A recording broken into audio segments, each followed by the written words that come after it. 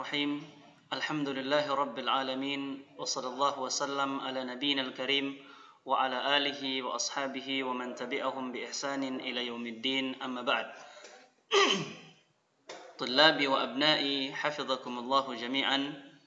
Asakum tayyibun. Ya, semoga antum semua di rumah sana selalu berada dalam keadaan sehat walafiat dan selalu diberikan barakah oleh Allah Subhanahu wa taala agar bisa mengikuti setiap pelajaran baik di hari ini ataupun di hari-hari yang berikutnya. Amin ya rabbal alamin. فهذا هو لقاؤنا الثاني في درس النحو والصرف.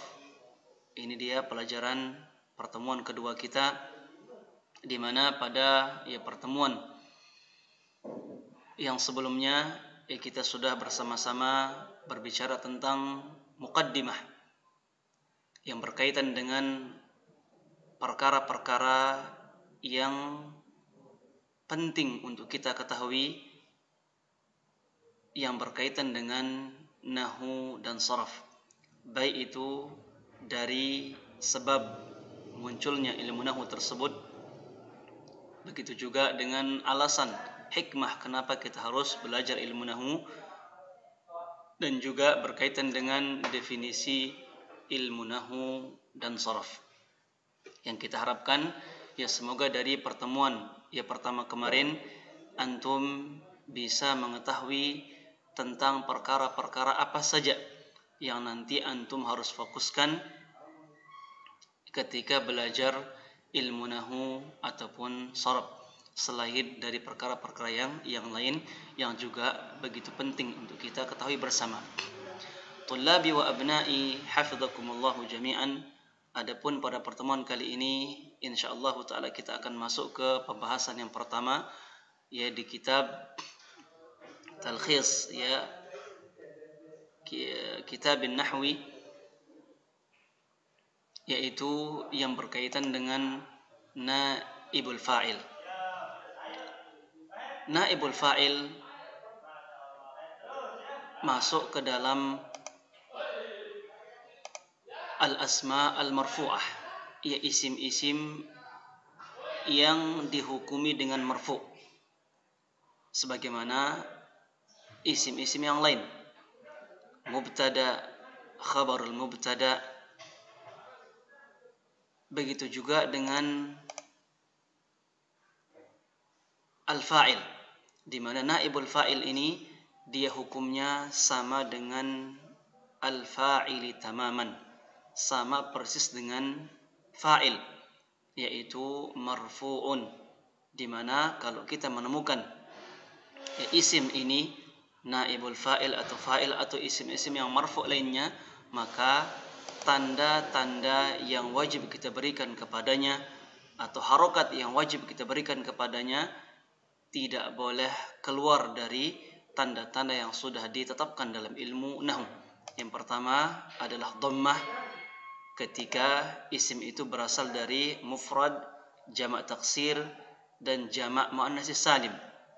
Yang kedua, kita wajib berikan dia tanda al-alif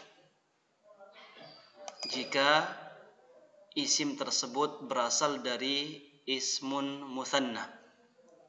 Yang ketiga, kita juga wajib memberikan dia tanda al-wawu ketika isim marfu tersebut berasal dari jamak mudzakkar salim atau asma al-khamsah.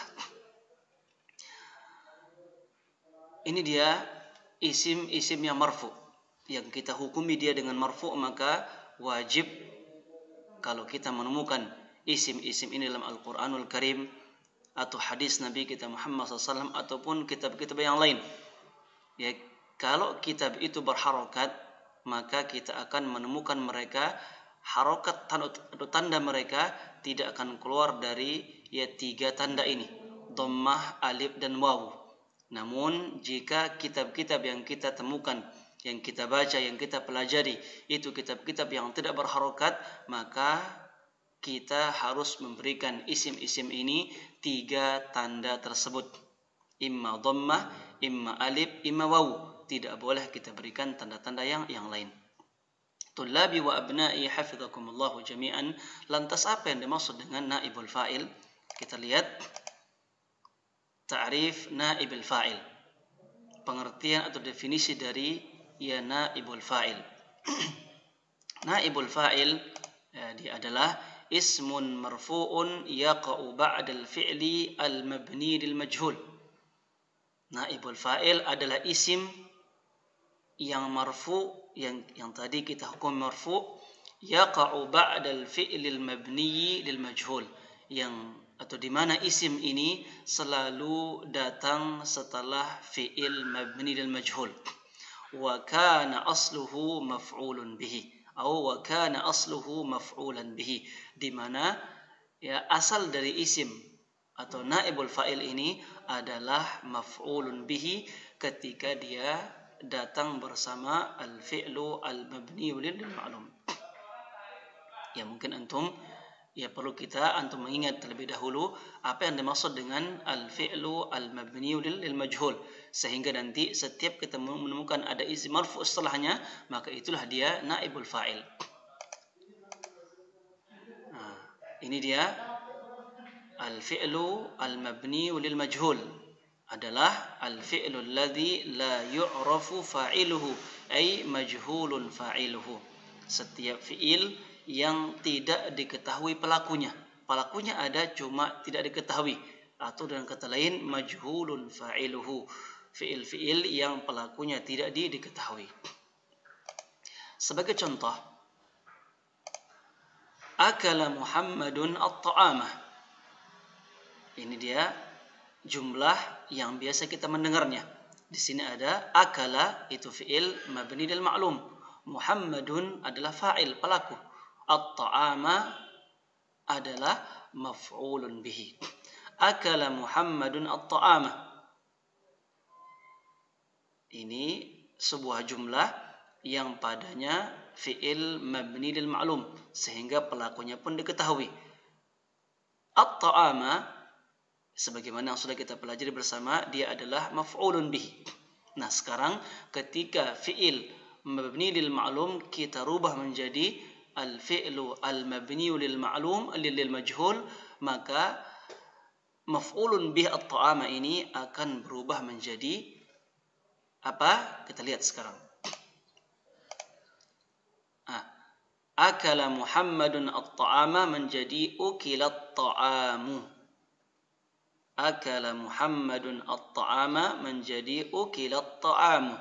Ukila di sini adalah al-fi'lu al-mabni lil majhul, sehingga isim yang ada setelahnya di sini at-ta'amu dia adalah ismun marfu'un yaqa'u ba'dal fi'li al-mabni lil majhul, yang kita kenal dengan istilah naibal fa'ili, di mana wa kana asluhu maf'ulan bihi, di mana naibul fa'il ini ketika masih berada atau datang bersama fi'il mabni lil ma'lum, maka dia adalah maf'ulun bihi. Sehingga bisa dipastikan at-ta'amu di sini yang tadinya at-ta'ama menjadi at-ta'amu marfu.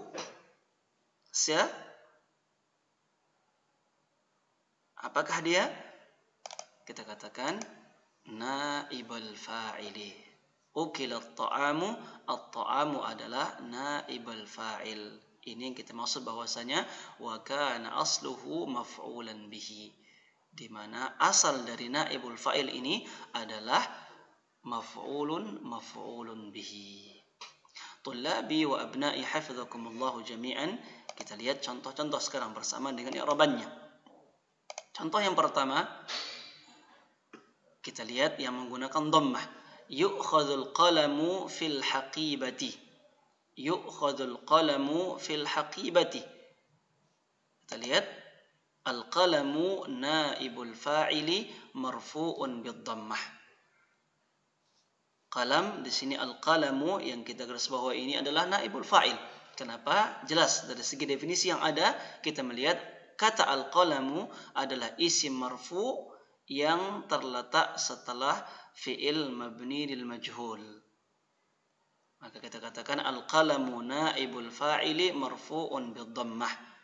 Sehingga al-qalam di sini wajib kita baca dengan dhammah, al-qalamu.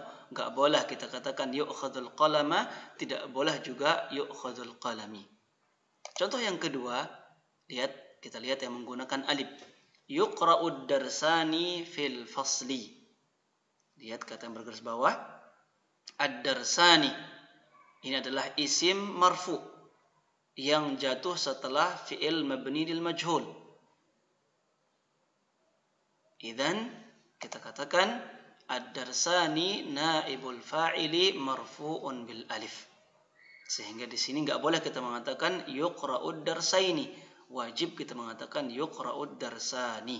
Kenapa? Karena dia adalah naibul fa'il. Yang ketiga, kita lihat yang menggunakan al-wawu. Yusafahul muslimuna.